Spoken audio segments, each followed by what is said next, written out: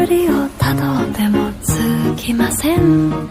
森の小さなレストラン、空っぽのポケットをまっさぐって忘れた人からたどり着く。予約は一つもありません。